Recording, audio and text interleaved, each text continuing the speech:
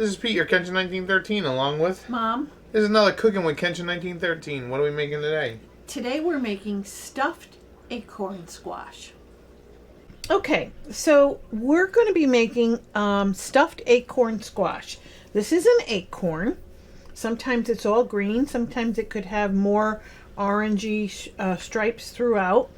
You can get it at your local farm market or your grocery store. It has a mild taste to it, and you could just bake it or cut it up and boil it and eat it just with a little bit of butter. Many times I do it in a sweet way, and I'll show you what I mean about that as well. So the star is the acorn squash.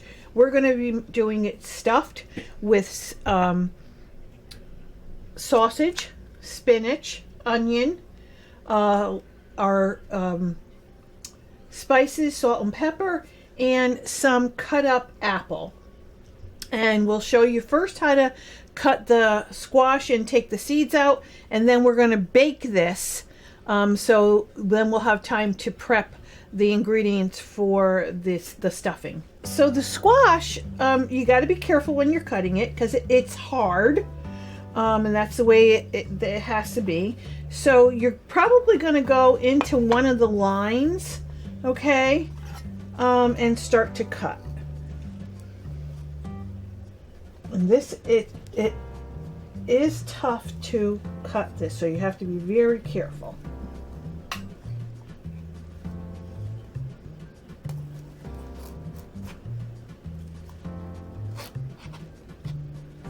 And you have to kind of get a good grip on it and not get stuck like I am right now.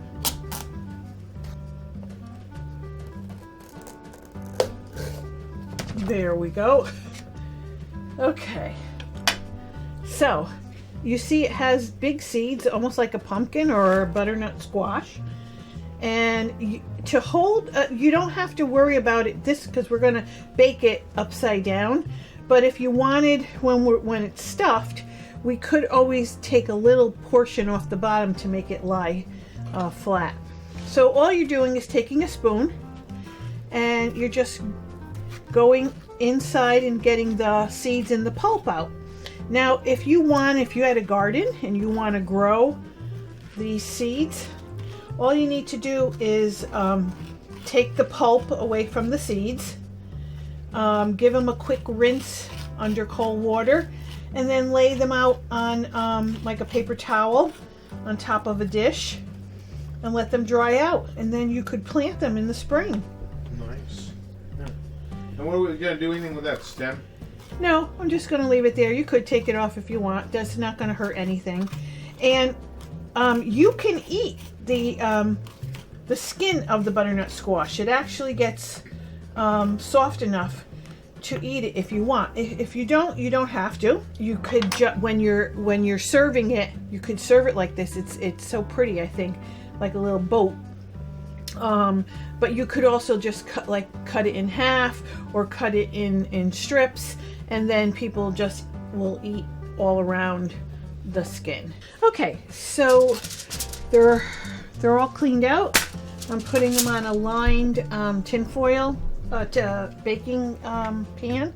And now she's adding a little olive oil. A little olive oil to the middle, because then we're gonna baste it around.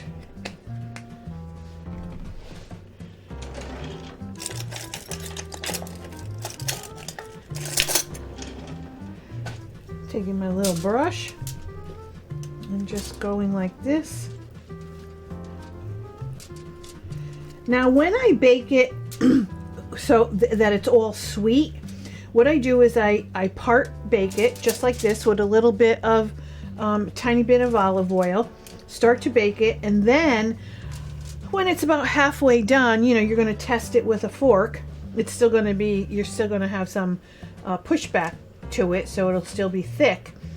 And then I add some brown sugar, some cinnamon, a little bit of nutmeg, and a couple of pats of butter, and then let that finish baking in the oven, and you have a sweet acorn squash.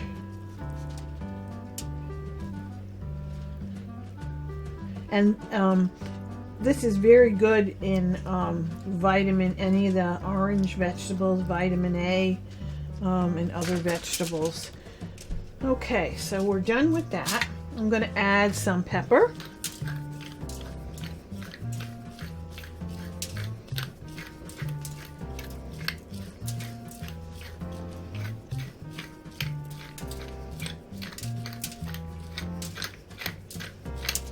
So the stuffing is not going to be baked inside the squash. We're making the stuffing separate, and so we need to wait for the squash to be totally cooked. We're going to add the stuffing inside and then just heat it all up together again, and it makes a wonderful add-on to a dinner. It actually could be a total dinner. So now I'm going to just flip these over, and we're done. We're going to put them in the oven at 350 or 400 for about 35 to 45 minutes. So I have about a tablespoon of olive oil in my pan, and these sausages are ones with this casing on it. So I'm going to actually take the meat out of the casing, and I'm going to turn my stove on. Just coating my, because the sausage is going to make a little bit of, now this is a pound of sausage. I would say that I'm using a little about a half a pound, maybe a little bit more. So I'm going to save 2 of those links. And also, this is the bag of spinach, and this is a 12-ounce bag. So I'm only using half of that when I put that in later on. So we're getting our meat done first. Now, if you wanted to make this meatless, you could do so as well. You could substitute, chunks of bread with the apple and onion. So as you can see, I've had this cooking for about a couple of minutes, and it's starting to get brown. And you can go with your spoon to break up the sausage even smaller, because you don't want real big pieces in there. So just go around as it's cooking and make any bigger pieces smaller.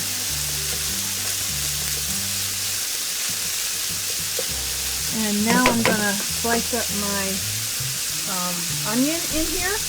And so I have, this is a medium size. If you like a lot of onion, you could put more. And you're going to want this to get nice and soft and translucent.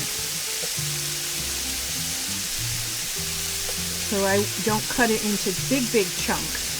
You want it to be on the thinner side so it'll cook relatively easy and fast. Okay, now I'm going to add my 2 large garlic cloves, and I'm going to cut those up finely as well.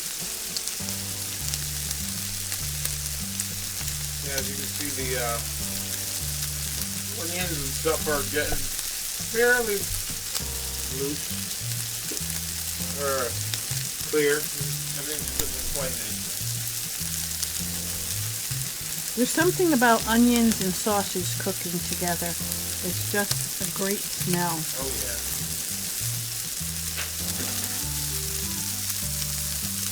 Okay, and I lowered my heat a little bit because, as you can see, the sausage is almost done, and I just want the garlic to get a little bit flavored in here and cooked while it's hitting the oil. It's a little bit of oil that's left in here from the rendering of the sausage and that little bit of olive oil that we put in here, because we don't want our garlic to burn.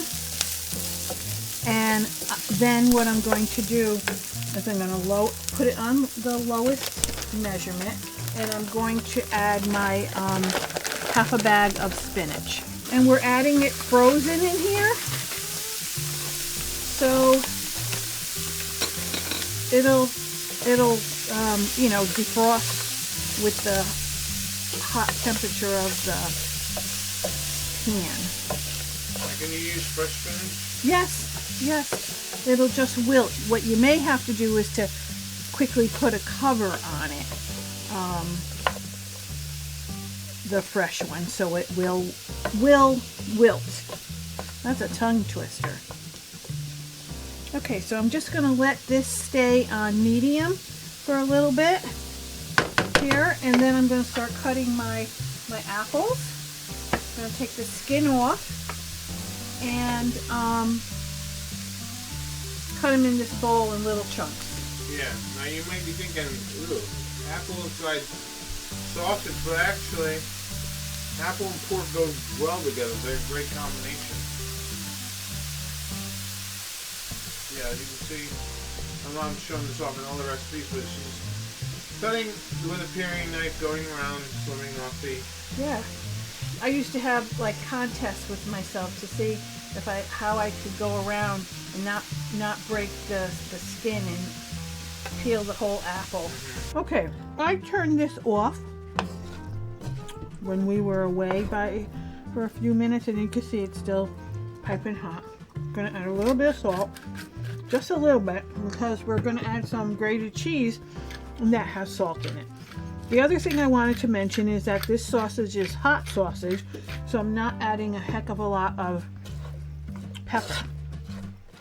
Now you can use chicken sausage as well if you don't like pork. So now what I'm going to do, I'm going to turn this on low again. I'm going to add the cheese, which is about a half a cup of Parmesan Reggiano. So it's got a nice little taste to it. And then I'm going to measure my apples. Those were 2 apples. We'll see. Those were 2 medium apples.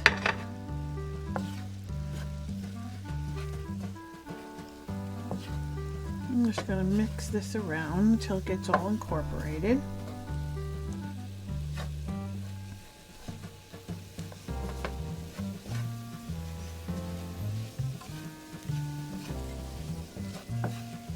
I took one of the acorn boats to work with me one day, and everybody kept asking me, "Oh my God, what are you eating? What are you eating?" And they all wanted the recipe. So this is about 1 cup of apples diced. You can add more or less, or keep them out if you don't like them. Yeah, you could just add the... And dropping them all over the place. You could just add the sausage and spinach, and that would be pretty good, but... excuse me, the apple gives it a touch of sweet.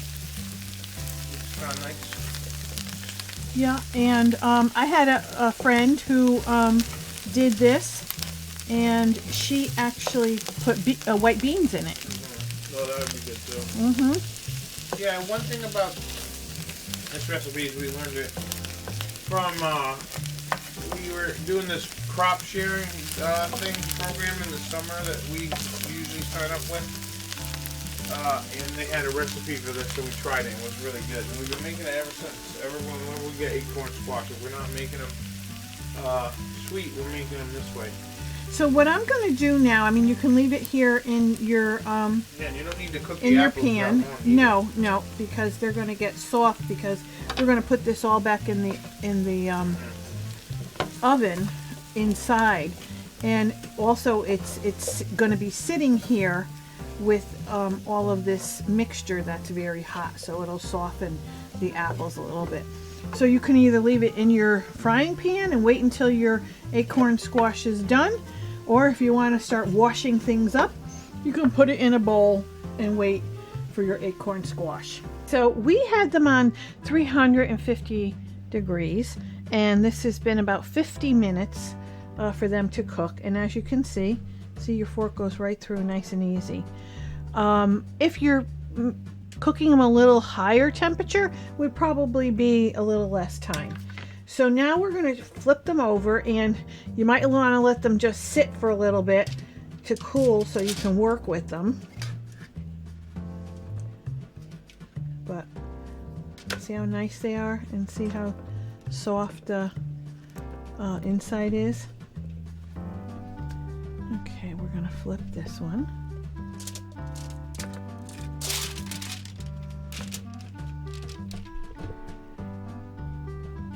Okay, now we're going to take our stuffing and stuff it. Okay, so I'm going to take some of my stuffing and just plop it in the middle here. We're probably going to have some extra stuffing, but that's okay. Yeah. You can eat it plain if you want. Right. And don't be afraid to overstuff it a little bit. No, definitely not. We're going to overstuff it. Now, usually what I do with these is you could put it back in the oven for a little bit more, and you could have it just in the oven at the 350 for a little bit and let this get a little crispy, or you can put it under the broiler to get crispy, because everything is cooked here. So you don't have to have a second cooking. Now, one of the other things that you could do to make it a little bit more festive is you can take some mozzarella cheese and put it on the top, or crisscross it, you know, like the brick one, and crisscross it. And as we said, don't be shy. This is such a nice, like, yeah, so nice looking. I think, like, for the holiday, if you know how many people you're having, you're getting 2 out of 1, and so you can, you know, give 1 each to your guest. Yeah. So we're gonna throw this back in the oven at 350 for maybe 10-15 minutes, just maybe 15-20 minutes. I'm sorry. Just to let everything kind of cook together a little more, congeal, get nice and yummy. Okay, so here we are. Our acorn squash is done, and as I mentioned previously, you can add some cheese to the top of it. You can add like a little bump of grated cheese if you want. When you have it in the oven, you can add some mozzarella. I kind of do crisscross on it, but today I'm just leaving it plain. Yeah, and you can also put that in the broiler too. Mm-hmm. Yep. Yeah, you can put it in the broiler. So we're just gonna let this cool and then have some.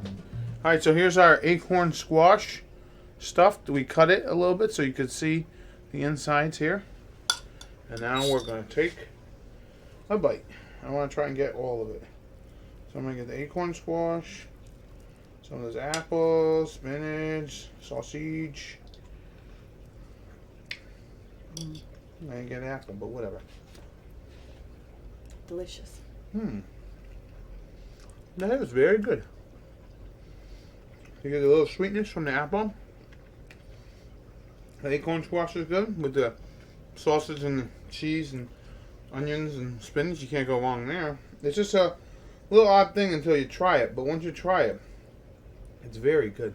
And I understand that the acorn squash is a cousin of butternut squash and spaghetti Spicy. squash. Yeah, nice. So they're all cousins. Yeah.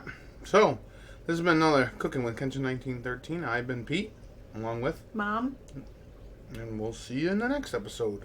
enjoy and happy eating.